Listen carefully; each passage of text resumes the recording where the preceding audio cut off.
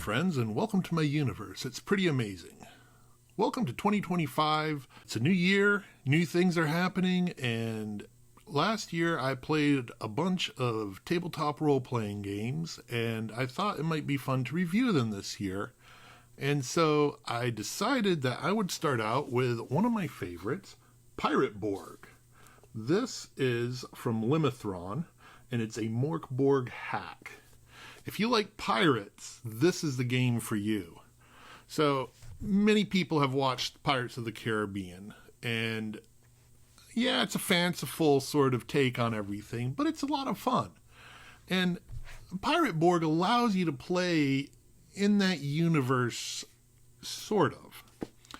It's parallel What If Earth, where you go to the dark Caribbean, and basically, as the Europeans moved west to find the New World, they came across the Caribbean, and it seems to be uninhabited. There's no one there. There's lots of temples, lots of gold. Things are a little different. But then something happens as they start to populate the islands and search these temples out and all, and the scourge occurs, which brings forth the undead, and they're not sure exactly how to handle it. So with this Pirates in the Caribbean feel, you have the undead, you have some elements of Cthulhu in there, and just some basic weirdness that happens. And Luke, who created the game, he's done a phenomenal job in putting this together, and I've been running it I ran it all of last year for the most part, and every time I'm like, wait, I wish there was a table for that. I'd search and there'd be a table for it, and it was pretty amazing. So there's a lot of stuff crammed in this one book. I mean, you start off with the front, and you have these great charts here that give you all kinds of information. There's this carousing chart, which is always a fun way to start off an adventure.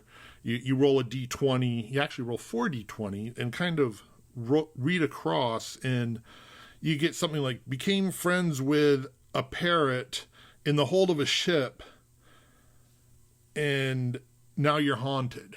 And so that could lead to some adventure. And it's just a great game. The art in it, that is why I bought it. I bought it 2 years, I think 2023 at Origins, and Tyler Stratton, Luke's brother, is actually the one that introduced me to it and kind of got me hooked because of the pirate theme.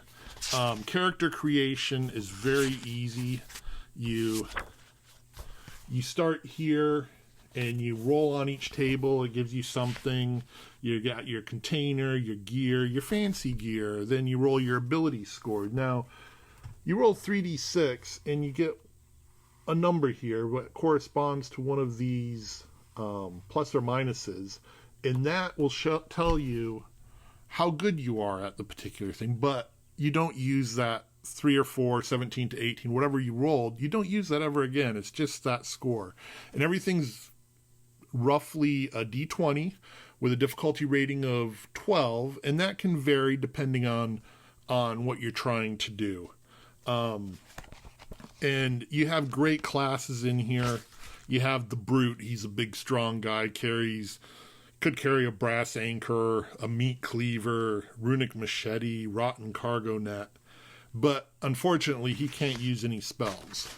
You have the Rapscallion, who's kind of your thief character. He can be a backstabber, really good at climbing, bruise grog that can help people. The Buccaneer, they're a treasure hunter, crack shot, surviving, and then you have your old swashbuckler, arrow Flynn type, who could be a ostentatious fencer or a sword master, even a black powder poet, because there are bombs in here. And then you have the Zealot. Now, the Zealot could be a Jesuit priest. It could be a priest for some old god. It could be they're just some kind of religious fanatic, whether, some kind of cultish fanatic or whatever. And then you have the sorcerer, who uses, it's not voodoo, but it's along those lines. They have that's those different sort of powers, like you'd think a practitioner of voodoo may. Then you can also play a haunted soul. You could be a ghost, an eldritch mind, a zombie, a skeleton. And that is a possibility. And also the tall tales. You could play a mer person, merfolk, aquatic mutant. You could be a sentient animal, foul, crocodile, lucky parrot, clever monkey, bilge rat. And so it just brings all kinds of weirdness and strangeness, but it's a lot of fun. And the other thing I really like about the book, if I can find it here, yes. In the back, they also do the character creation, which you can download from their website. And when you're making a character, you just follow along right here, starting on the left-hand side, and work your way across. And I've run this at conventions a number of times. It takes maybe 15 minutes to roll up a character. And if you do it all random, you get some really interesting results. And you might have been going in thinking, oh, I want to be a swashbuckling mutineer of some kind. You end up being a sorcerer who has no ability with a sword, but has a very strong spirit. And it makes you stretch some. The other nice thing is, in the book, you have the back page, which has basically everything you need to play, all the rules right there, and, what's that say? Yeah, naval combat. Being that this is on the ocean, there is naval combat. And Luke has done a great job. I'm a miniatures gamer. I've been a miniatures gamer since the 90s. Played Mordheim, 40K, fantasy, all kinds of miniature games. But he has kind of pared down the rules just to the essence. So you can really get in, play a quick game. And in fact, one of the adventures I run at conventions is Dead Man's Cove, which starts out with some naval combat, and it gives the players a great feel, a great look at naval combat, how it works, and then you go into how the characters interact and explore and all that. So it's really good.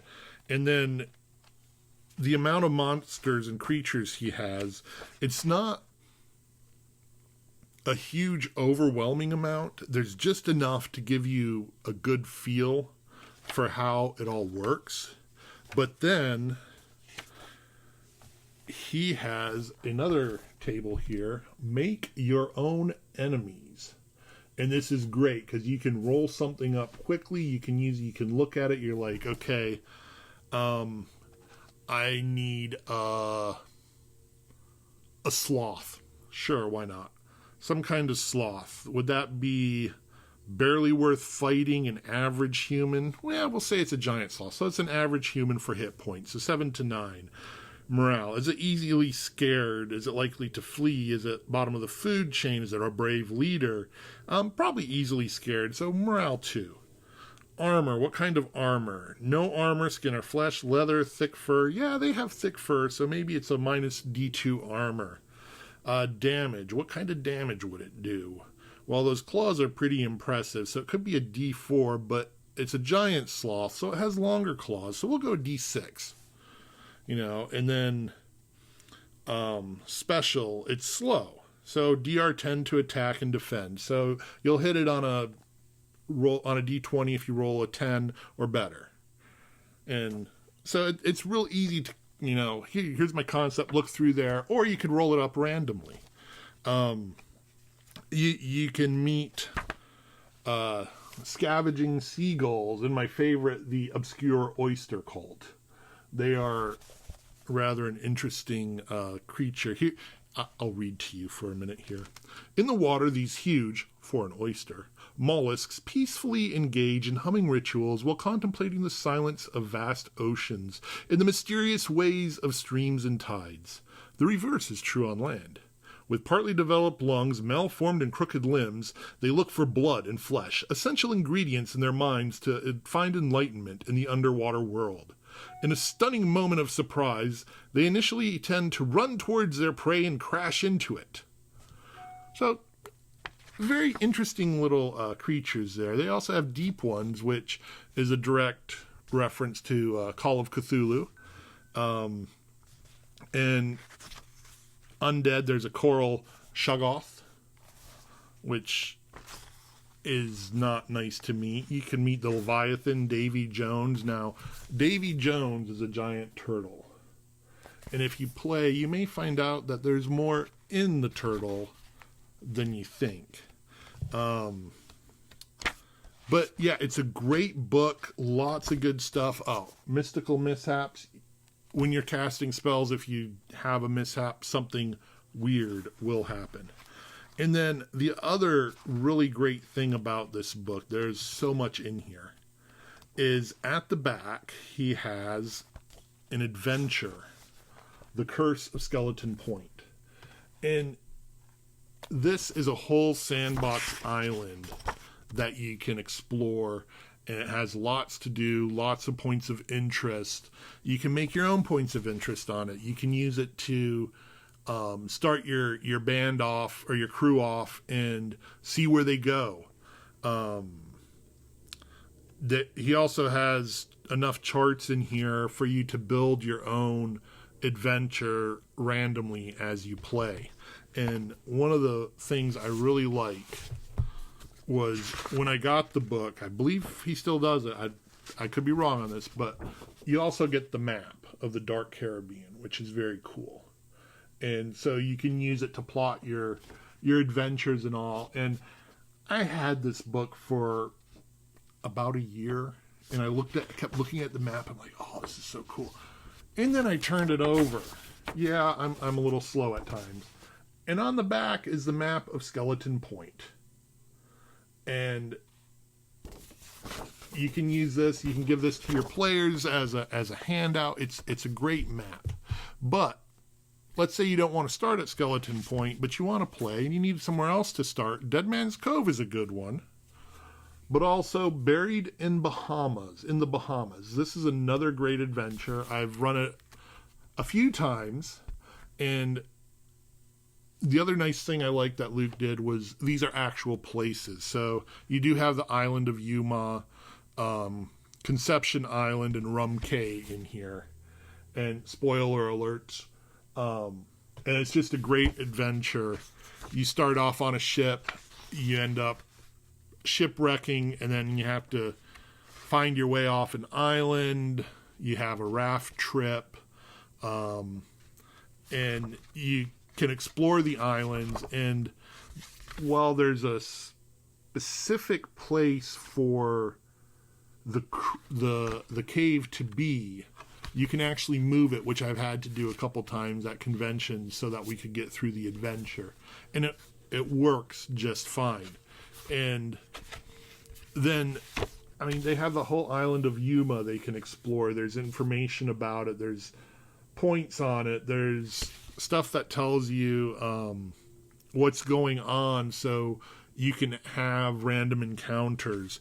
And this is great for new GMs, because actually this one and the Dead Man's Crew, because they tell you exactly how to run stuff.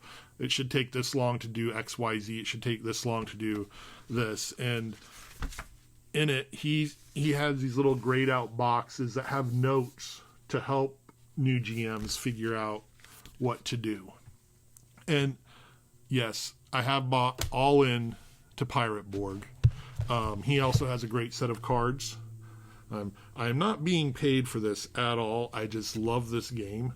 He has a great set of cards that has your ships, your equipment, your relics, ancient relics, which do great things, your creatures on them. So you're getting ready for an adventure, you can pull out all the creatures that you know are going to be met, and you'll have them right there with a quick reference. You can also pick up the pad of character sheets. Thank you. And it's fun to have on there. There's also a site that you can randomly generate a character, which I will put in the links below. And then one of my favorites, this is another one that brought me in, was the Sinking of Cathagan. And this is based on the city of, I'm probably going to say it wrong, Relay in Cthulhu mythology. But it's this fold-out map poster. And they have this on Foundry VTT, the whole map and everything. And it's great. I ran this for my players, and it was a lot of fun. And it was hard for me to wrap my mind around at first, but once I did, it was a lot of fun. There's a lot of random tables, locations. So each of the green places on here has a description on the back here. And again, you're trying to get to a main temple to stop a summoning of the old one. And so that's what Limithron has out right now. They just finished their Kickstarter last October 2024, I believe. And so September, we're looking at new stuff to come out for PirateBorg. I cannot think of the name of it right off the top of my head, and I apologize for that, but I will put the links down below. They also did a PirateBorg jam on itch.io, which I took a part of and created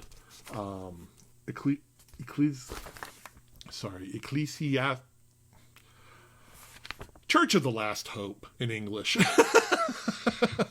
Well, it's a quick little adventure, and then through that I found One Night in Tortuga, which is a great adventure for just running around, kind of connecting adventures. And there's a lot of great stuff. I've also done one called Shipwrecked, where you have to get off of a shipwreck island, which you can get on TTRPG. And then Cutlass, the Treasure of Cutlass K, which you can also get on a drive-through RPG. And the Treasure of Cutlass K leads into the Amulet of Delgado, which is available on drive-through RPG and Lulu as a print on demand. But those are my editions, and I've played them with my crew, and we've had a lot of fun with those.